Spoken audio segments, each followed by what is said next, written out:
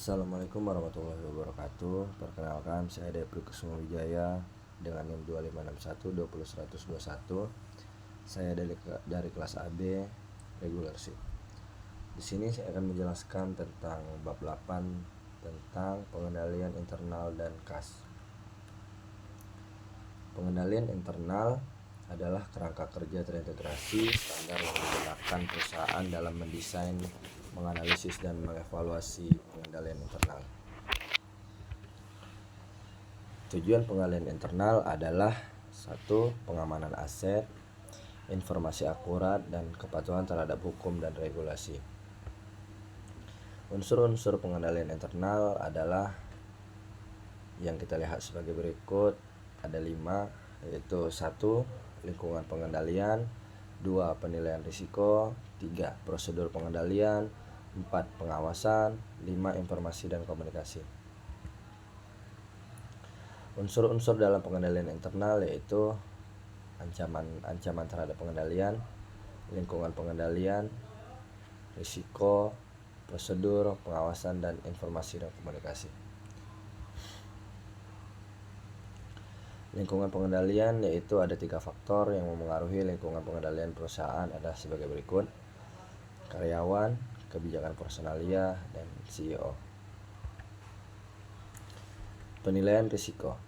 Semua perusahaan menghadapi risiko seperti perubahan permintaan pelanggan, ancaman pesaing, perubahan peraturan, perubahan dalam faktor-faktor ekonomi. Manajemen harus menilai risiko-risiko tersebut dan melakukan tindak-tindakan yang diperlukan untuk mengendalikannya. Prosedur pengendalian. Pengendalian dibuat agar keyakinan yang memadai bahwa tujuan perusahaan dapat dicapai termasuk mencegah kecurangan. Prosedur pengendalian merupakan unsur pengendalian internal yang penting, meliputi hal berikut: 1. Personel yang kompeten, rotasi kerja, dan cuti wajib. 2. Pemisahan tanggung jawab untuk operasi yang berkaitan. 3. Operasional penyimpanan aset dan akuntansi. 4. Bukti dan langkah-langkah keamanan. Prosedur pengendalian internal. Seperti yang kita lihat, prosedur pengendalian internal yang kompeten, rotasi kerja, dan cuti wajib. Pemisahan tanggung jawab untuk operasi yang berkaitan, pemisahan operasional, penyimpanan aset, dan akuntansi, bukti, dan tindakan keamanan. Pengawasan. Pengawasan terhadap sistem pengendalian internal dapat menemukan kelemahan-kelemahan yang memperbaiki efektivitas pengendalian, termasuk memantau perilaku karyawan dan peringatan dari sistem akuntansi. Sinyal peringatan atas masalah pengendalian internal adalah 1.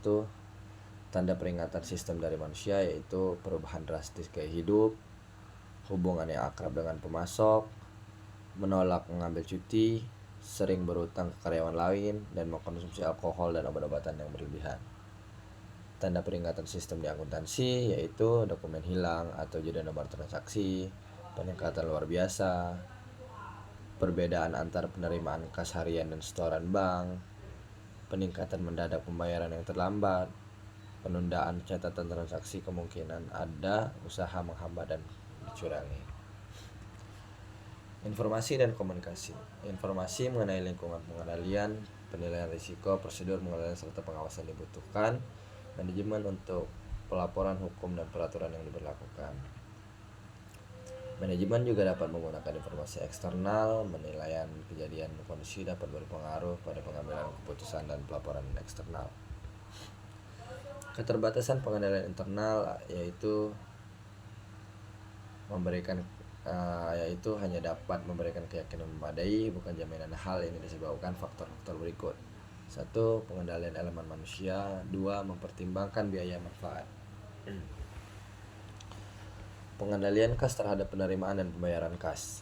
Kas meliputi uang logam, kertas, cek, giro, wesel, dan simpanan uang yang tersedia. Simpanan uang yang tersedia biasanya atau instruksi keuangan lainnya siap untuk ditarik kapan saja, yang biasa kita sebut dengan kas. Biasanya yang dianggap kas oleh sebagian besar adalah jenis uang yang diterima oleh bank atau disimpan rekening tabungan. Contohnya, cek yang dapat diuangkan bisa dapat disimpan di bank, dan hal itulah yang dianggap sebagai kas. Pengendalian kas terhadap penerimaan dan pembayaran. Sebuah perusahaan dapat memiliki beberapa rekening bank.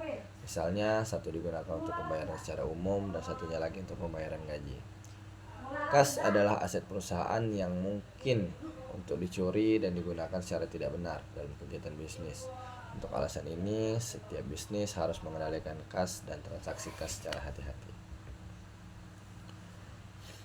Pengendalian terhadap penerimaan kas. Untuk melindungi kas dari pencurian dan penyalahgunaan, perusahaan harus mengendalikan kas sejak diterima sampai kas disimpan bank. Biasanya perusahaan menerima kas dari dua sumber utama, yaitu pelanggan yang membeli barang atau jasa dan pelanggan yang membayar piutangnya. Kas yang diterima dari penjualan tunai yaitu seperti yang kita lihat di gambar, ada gambar pelanggan, barang dan struk belanja, departemen akuntansi, mesin kasir, dan sebagainya. Kas kurang atau kas lebih yang bisa disebut cash short and over. Kasir dapat membuat kesalahan memberi uang kembalian untuk pelanggan atau memasukkan nilai penjualan tunai. Sebagai akibatnya, jumlah uang yang di tangan berbeda dari jumlah penjualan tunai. Selisih sering terjadi dan itu akan dicatat dalam akun kas kurang atau kas lebih. Contoh kas kurang atau kas lebih yaitu seperti yang ada tertera di gambar sebagai ilustrasi yang biasa kita asumsikan dalam mesin kasir. Seperti contoh, total kas pada mesin kasir untuk penjualan tunai sejumlah 36.690.000. Kas kurang atau kas lebih. Jika ada uang lebih, kas kurang atau lebih akan dikreditkan untuk kelebihan tersebut pada akhir periode akuntansi. Saldo debit, akun kas kurang atau kas lebih dimasukkan lagi dalam beban-beban lain pada pelaporan laba rugi. Saldo kredit, akun tersebut dimasukkan dalam bagian penghasilan lain-lainnya. Kas yang diterima melalui cek atau giro, yaitu ketika pelanggan membayar tagihan mereka. Kebanyakan faktur perusahaan dirancang agar pelanggan mengembalikan potongan faktur yang berisi jumlah tagihan yang disebut slip pembayaran. Kas yang diterima melalui transfer dana elektronik. Kas juga dapat diterima dari pelanggan melalui transfer dana elektronik yang bisa disebut Electronic Fund Transfer atau EFT.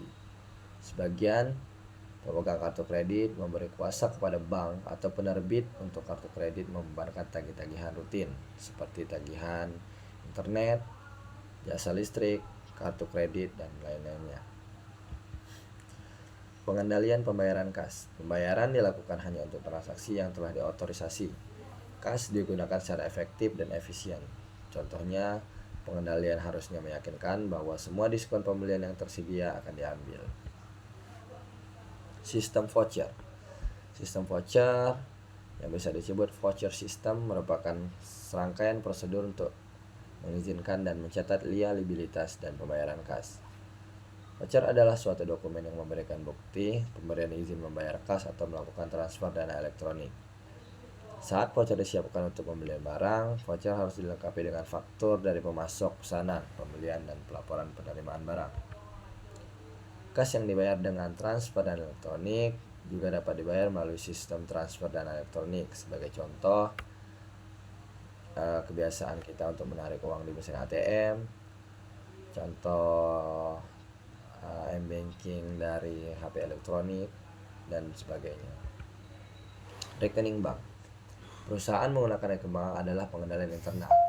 Beberapa keuntungan untuk menggunakan rekening bank adalah sebagai berikut, yaitu 1.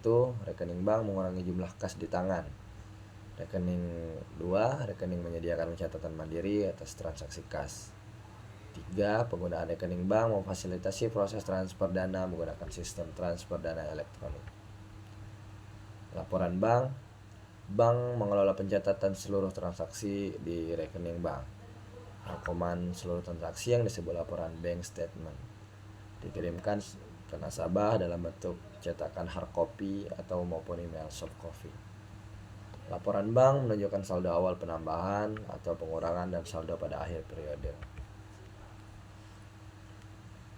Seperti yang kita lihat di gambar, ada laporan bank dari Bank Cipta Karya yang mungkin bisa dilihat dan mungkin bisa dipahami oleh teman-teman lainnya ya. Hubungan antara rekening dan bank. Ya, seperti yang saya telah munculkan di gambar, perusahaan, aset kas di bank, saldo, dan lain-lainnya. Laporan bank sebagai alat pengendali terhadap kas. Laporan bank merupakan salah satu alat penting yang digunakan perusahaan untuk mengendalikan kas. Perusahaan dapat menggunakan laporan bank untuk membandingkan transaksi kas dicatat akuntansi dengan baik oleh pihak bank. Di sini juga ada contoh laporan bank seperti yang saya tampilkan sebelumnya. Selisih antara saldo kas perusahaan dan laporan bank. Selisih tersebut dapat disebabkan oleh tertundanya pencatatan transaksi yang dilakukan oleh salah satu belah pihak. Selisih tersebut mungkin juga berasal dari kesalahan dalam pencatatan transaksi yang dilakukan baik oleh perusahaan ataupun bank.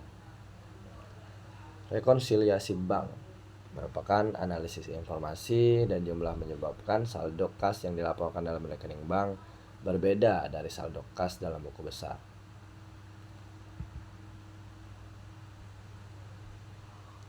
Bagian bank dimulai dengan saldo kas menurut rekening bank dan berakhir dengan saldo yang disesuaikan.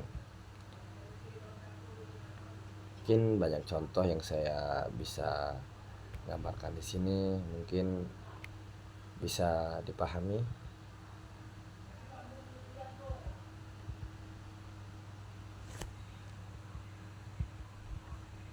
Ya, mungkin itu saja sebagai bentuk dari penjelasan dari saya. Mungkin mohon maaf ketika ada salah kata. Saya akhiri. Wabillahi taufiq wal hidayah. Wassalamualaikum warahmatullahi wabarakatuh.